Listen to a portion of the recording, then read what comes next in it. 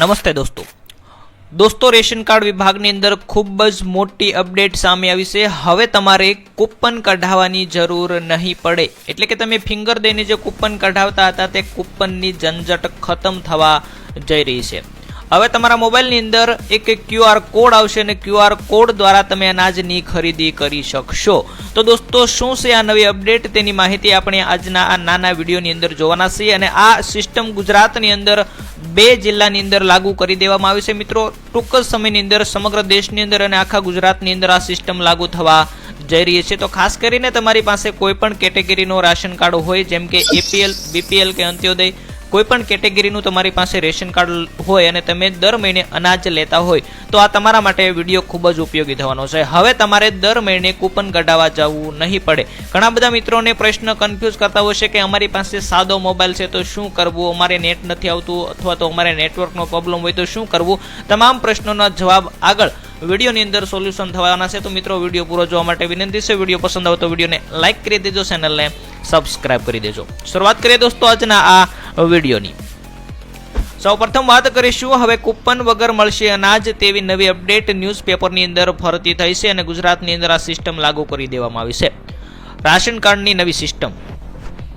અને દોસ્તો આ સિસ્ટમ ગુજરાતની અંદર સૌપ્રથમ લોન્ચ કરી દેવામાં આવી છે અને હવે ડિજિટલ કૂપનથી મળશે તમને અનાજ, તમારે ફિંગર દેવાની જરૂર રહેશે નહીં, તમારા મોબાઈલની અંદર ડિજિટલ કૂપન છે તે ઉપલબ્ધ થશે। આ યોજના અંતર્ગત લાભાર્થીઓને રૂપી કાર્ડમાં ડિજિટલ કૂપન આપવામાં આવશે। આ કૂપનની સાથે તેમને ડિજિટલ વોલેટની અંદર મોકલવામાં આવશે। તેનો ઉપયોગ માત્ર ને માત્ર રાશનની દુકાન પરથી અનાજ ખરીદવામાં જ કરવામાં આવશે। મિત્રો, એક તમને QR કોડ તેની અંદર વોલેટ એડ કરવામાં આવશે અને વોલેટનો ઉપયોગ તમે માત્ર ને માત્ર અનાજ, જે આપણી શોપ છે રાશન શોપ, ત્યાં જઈને તમે માત્ર ને માત્ર અનાજની ખરીદી કરી શકશો, તે બીજે કોઈ પણ જગ્યાએ તમે ઉપયોગ કરી શકશો નહીં। ત્યાર પછી વાત કરીએ તો કે ગુજરાતથી સૌપ્રથમ શરૂઆત કરી દેવામાં આવી છે મફત રાશન વિતરણની પ્રક્રિયાને સેન્ટ્રલ બેંક ડિજિટલ કરન્સી એટલે કે ડિજિટલ રૂપિયા સાથે જોડવામાં આવ્યું છે। આ પાયલોટ પ્રોજેક્ટની શરૂઆત ગુજરાતથી કરી દેવામાં આવી છે। જલ્દી જ આ પાયલોટ પ્રોજેક્ટ સમગ્ર દેશની અંદર લાગુ કરવામાં આવશે। ગુજરાતના 2 જિલ્લાઓમાં મફત રાશન વિતરણ માટે CBDC લોન્ચ કરી દેવામાં આવ્યું છે। આ આગામી અઠવાડિયાની અંદર દક્ષિણ ભારતની અંદર પોંડિચેરીની અંદર પણ આ પ્રોજેક્ટ શરૂ કરવામાં આવશે। ત્યારબાદ અન્ય રાજ્યોમાં પ્રોજેક્ટ લઈ જવાશે અને સમગ્ર ગુજરાતની અંદર પણ આ પ્રોજેક્ટ છે તે ટૂંક જ સમયની અંદર શરૂ કરવામાં આવશે। કેવી રીતે કામ કરશે આ સિસ્ટમ તેની થોડીક આપણે માહિતી મેળવી લઈએ તો આ એક કોડ QR કોડના રૂપમાં હશે, જેને બતાવીને એ વ્યક્તિ રાશનની દુકાનમાંથી રાશન લઈ શકશે। રાશન લેવા ઉપરાંત આ કૂપનનો બીજે કોઈ કામમાં ઉપયોગ કરી શકાશે નહીં। રાશન માટે પાયલોટ પ્રોજેક્ટ તરીકે ડિજિટલ કરન્સીની શરૂઆત કરીને તેનું પરીક્ષણ કરી રહેવામાં આવ્યું છે, જેને ગ્રાહકો માટે જાહેર કરતા પહેલા તેને પૂરેપૂરી રીતે પરખી શકાય, એટલે કે આ QR કોડ છે તે વ્યક્તિને મોકલવામાં આવ્યો છે તેનો જ છે અને તેને જ અનાજ મળશે તેવી રીતનું આખું પરીક્ષણ પણ હાલ શરૂ છે અને ગુજરાતની અંદર આ પ્રોજેક્ટ 2 જિલ્લાની અંદર શરૂ કરવામાં આવ્યો છે। આ વર્ષે ઓગસ્ટ અને સપ્ટેમ્બર સુધીની અંદર ભારતના નેતૃત્વની અંદર બ્રિક્સ દેશોનું સંમેલન યોજાવાનું છે। ક્યારે તો કે ઓગસ્ટ અથવા તો સપ્ટેમ્બર મહિનાની અંદર આખું સંમેલન યોજાવાનું છે બ્રિક્સ દેશોનું। આ સંમેલનની અંદર ડિજિટલ કરન્સીના ચલણની શરૂઆતનો પ્રસ્તાવ રાખવામાં આવી શકે છે, પરંતુ આ બ્રિક્સ દેશોની અંદર બ્રાઝિલ, રશિયા, ચીન તેમજ સાઉથ આફ્રિકાના પ્રયાગોની અંદર નિર્ભર રહેશે। સિંગાપોરની સાથે ભારત ડિજિટલ કરન્સીમાં વળતરનો પાયલોટ પ્રોજેક્ટ કરી રહ્યું છે। તો મિત્રો, આ આવનારા સમયની અંદર આપણા ગુજરાતની અંદર, ભારતની અંદર જે આખો બ્રિક્સ સંમેલન યોજાવાનું છે તેની અંદર ખૂબ જ ઉપયોગી થાય તેવી આ ડિજિટલ કરન્સી થવાની છે। આ યોજના સામે કેટલા પડકારો પણ થયા છે, જેમ કે તમારા પ્રશ્નો હતા આપણે જોઈએ।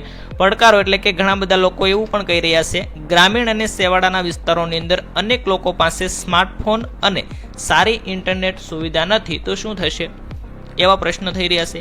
ડિજિટલ સાક્ષરતાની અછત એક મોટી સમસ્યા બની શકે છે। જે લાભાર્થી ડિજિટલ વોલેટનો ઉપયોગ નથી કરી રહ્યા તેઓને તકલીફનો સામનો કરવો પડી શકે છે।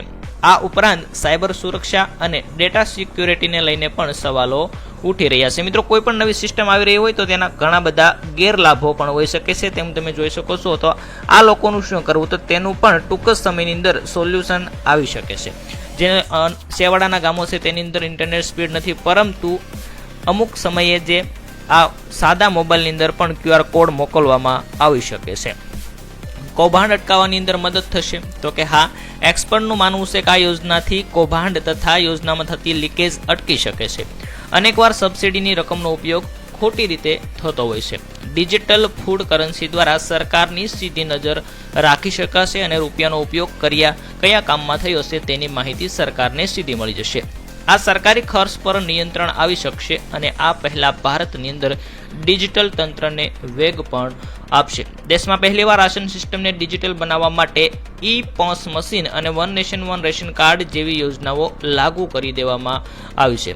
આ ડિજિટલ કરન્સીને PDS સાથે જોડીને સરકાર તેને એક સ્ટેપ આગળ જવા માંગે છે. તો દોસ્તો, આ વિડીયોની અંદર થોડીક તમને માહિતી નહીં સમજાણી હોય, પરંતુ આપણે દેશી ભાષાની અંદર સમજીએ તો તમારી પાસે રાશન કાર્ડ હોય અને તમારે જો અનાજ લેવું હોય તો હવે ટૂંક સમયની અંદર તમારે કૂપન કઢાવવું નહીં પડે, તમારે રોકડા પૈસા આપવા નહીં પડે. તમને કોડ આપવામાં આવશે, કોડની અંદર તમારું વોલેટ હશે અને વોલેટ તમને જરૂરિયાત મુજબ તમે વાપરી શકશો. તો દોસ્તો, તમામ લોકોને આ વિડીયો જોવા માટે વિનંતી છે. વિડીયો જો તમને પસંદ આવે તો એક લાઇક કરી દેજો, તમારા મિત્રોને વિડીયો શેર કરજો જેથી તેમને પણ ઉપયોગી થાય. ફરી મળશો દોસ્તો આવી માહિતી સાથે. ત્યાં સુધી તમામ મિત્રોને જય હિન્દ, જય ભારત.